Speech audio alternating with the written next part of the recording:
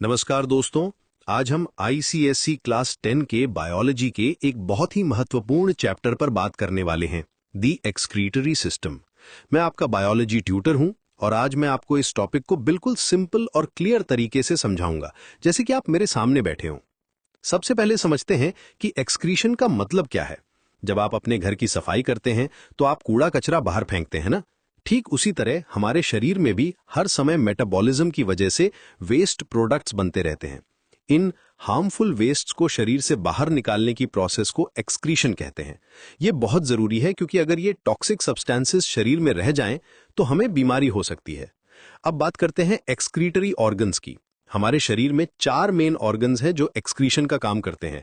पहले है लंग्स, ये कार्बन डाइऑक्साइड को बाहर निकालते हैं जब हम सांस छोड़ते हैं। दूसरा है स्किन, जब आप एक्सरसाइज करते हैं तो पसीना आता है, उसमें सॉल्ट और यूरिया निकलता है।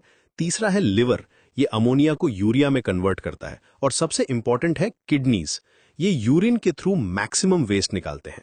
Mini revision, excretion means waste removal.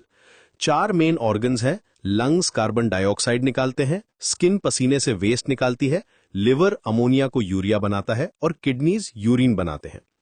अब किडनी की स्ट्रक्चर को समझते हैं। इमेजिन करिए कि किडनी एक बीन के शेप की है, जैसे कि राजमा होता है। इसके बाहर का पार्ट कॉर्टेक्स कहलाता है जो लाइट कलर्ड होता है। अंदर का पार्ट मेड्यूला है जो डार्क कलर्ड होता है। मेड्यूला में पिरामिड जैसी स्ट्रक्चर्स होती हैं। किडनी के सेंटर में एक हॉलो स्पेस होती है जिसे पेल्विस कहते हैं। यहां से यूरिन यूरेटर के थ्रू ब्लैडर में जाता है। सबसे फैसिनेटिंग पार्ट है नेफ्रॉन। ये किडनी की फंक्शनल यूनिट है, मतलब एक्चुअल काम यहीं होता है। एक किडनी में लगभग 10 लाख नेफ्रॉन्स होते हैं। नेफ्रॉन के 3 मेन पार्ट्स हैं। पहला है बोमेन्स कैप्सूल, ये एक कप की तरह है। इसके अंदर ग्लोमेरुलस होता है जो ब्लड कैपिलरीज का गोला है, जैसे कि एक छोटी सी बॉल हो। तीसरा पार्ट है ट्यूब्यूल, जो एक लंबी ट्यूब की। Mini revision, kidney bean shaped है, कोर्टेक्स बाहर, मेड्यूला अंदर। नेफ्रॉन के 3 पार्ट्स हैं, बोमेन्स कैप्सूल कप जैसा, ग्लोमेरुलस ब्लड वेसल्स की बॉल और ट्यूब्यूल लंबी ट्यूब। अब आते हैं यूरिन फॉर्मेशन के 3 स्टेप्स पर। यह प्रोसेस बिल्कुल एक फैक्ट्री की तरह काम करती है। पहला स्टेप है अल्ट्रा फिल्ट्रेशन। यह बोमेन्स कैप्सूल में होता है।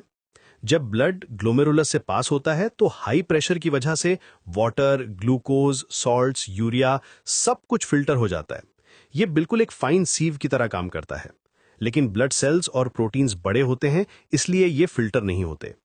दूसरा स्टेप है रीअब्जॉर्प्शन। अब ट्यूब्यूल में जो फिल्ट्रेट आया है उसमें से यूजफुल चीजें वापस ब्लड में अब्जॉर्ब हो जाती हैं। ग्लूकोज कंप्लीटली रीअब्जॉर्ब हो जाता है, वाटर का 80% और कुछ सॉल्ट्स भी। ये बिल्कुल रिसाइकलिंग की तरह है, जो काम की चीज है वो वापस ले लेते हैं। तीसरा स्टेप है ट्यूबुलर सिक्रीशन। यहां ब्लड से कुछ extra waste materials directly tubule में सिक्रीट हो जाते हैं, जैसे एक्सेस पोटेशियम, हाइड्रोजन आयंस। ये फाइनल क्लीनिंग की तरह है। मिनी रिविजन, यूरिन फॉर्मेशन के 3 स्टेप्स।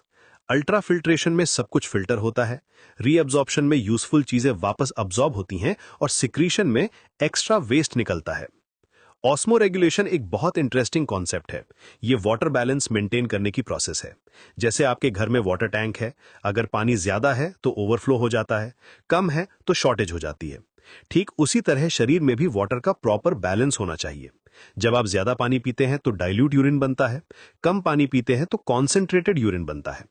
अब एडीएच की कहानी सुनिए। एडीएच यानी एंटी डाइयूरेटिक हार्मोन। ये एक स्मार्ट हार्मोन है जो ब्रेन के हाइपोथैलेमस में बनता है। इमेजिन करिए कि ये एक सिक्योरिटी गार्ड की तरह है जो हमेशा ब्लड में वाटर लेवल चेक करता रहता है। जब वाटर लेवल कम हो जाता है तो ये गार्ड अलर्ट हो जाता है और किडनी को सिग्नल भेजता है कि अरे भाई, पानी कम है, ज्यादा वाटर रीअब्जॉर्ब करो। तब किडनी ज्यादा वाटर वापस अब्जॉर्ब कर लेती है और कॉन्सेंट्रेटेड यूरिन बनता है। जब वाटर लेवल नॉर्मल हो जाता है तो एडीएच का सिक्रीशन कम हो जाता है। Mini revision, osmo regulation water balance maintain करता है।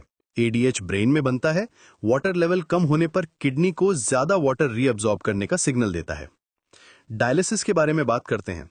जब किडनी फेल हो जाती है तो आर्टिफिशियल किडनी का यूज करते हैं, इसे डायलिसिस कहते हैं। यह एक मशीन है जो किडनी का काम करती है। पेशेंट का ब्लड इस मशीन से पास होता है, जहां वेस्ट प्रोडक्ट्स फिल्टर हो जाते हैं और क्लीन ब्लड वापस बॉडी में चला जाता है। ये प्रोसेस 3 से 4 घंटे तक चलती है और वीक में 2 से 3 बार करनी पड़ती है। कॉमन एक्सक्रीटरी डिजीजेस के बारे में जानना भी जरूरी है।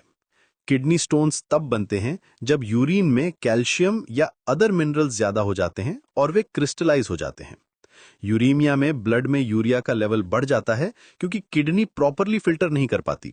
रीनल फेलियर में किडनी कंप्लीटली या पार्शियली काम करना बंद कर देती है। Mini revision, dialysis artificial kidney है जो फेल्ड किडनी का काम करती है। Common diseases kidney stones, uraemia और रीनल फेलियर हैं। अब आईसीएससी के लिए इंपॉर्टेंट डिफरेंसेस देखते हैं। एक्सक्रीशन और इजेशन में फर्क यह है कि एक्सक्रीशन में मेटाबॉलिक वेस्ट निकलता है जबकि इजेशन में अनडाइजेस्टेड फूड निकलता है। नेफ्रॉन और न्यूरॉन में फर्क, नेफ्रॉन किडनी की फंक्शनल यूनिट है, न्यूरॉन नर्वस सिस्टम की। कॉर्टेक्स और मेड्यूला, कॉर्टेक्स बाहरी पार्ट है, मेड्यूला अंदरूनी पार्ट है। Mini revision, excretion metabolic waste, egestion undigested food. Nephron kidney unit, neuron nerve unit, cortex outer, medulla inner. Exam tips की बात करें तो डायग्राम्स प्रैक्टिस करिए, स्पेशली नेफ्रॉन और किडनी स्ट्रक्चर का। यूरिन फॉर्मेशन के 3 स्टेप्स को स्टेप बाय स्टेप लिखिए। एडीएच की वर्किंग को स्टोरी फॉर्म में याद रखिए। डिफरेंसेस को टेबल फॉर्म में बनाकर रिवाइज करिए। अब कंप्लीट रिकैप करते हैं। एक्सक्रीशन वेस्ट रिमूवल की प्रोसेस है जो लाइफ के लिए एसेंशियल है। ह्यूमन बॉडी में 4 मेन एक्सक्रीटरी ऑर्गन्स हैं, लंग्स, स्किन, लिवर और किडनीज। किडनी बीन शेप्ड होती हैं जिसमें कॉर्टेक्स और मेडुला होते हैं। नेफ्रॉन किडनी की फंक्शनल यूनिट है जिसमें बोमेन्स कैप्सूल, ग्लोमेरुलस और ट्यूब्यूल होते हैं। यूरिन फॉर्मेशन 3 स्टेप्स में होता है, अल्ट्राफिल्ट्रेशन, रीअब्जॉर्प्शन और secretion. Osmo regulation water balance maintain करता है और एडीएच इसमें इंपॉर्टेंट रोल प्ले करता है। किडनी फेलियर में डायलिसिस की जरूरत होती है। कॉमन डिजीजेस में किडनी स्टोन्स, यूरीमिया और रीनल फेलियर हैं। आईसीएससी के लिए इंपॉर्टेंट डिफरेंसेस भी याद रखिए। ये था आपका कंप्लीट एक्सक्रीटरी सिस्टम का रिवीजन। रेगुलर प्रैक्टिस करिए और कॉन्फिडेंट रहिए। आपके एग्जाम में बहुत अच्छे मार्क्स आएंगे। All the best.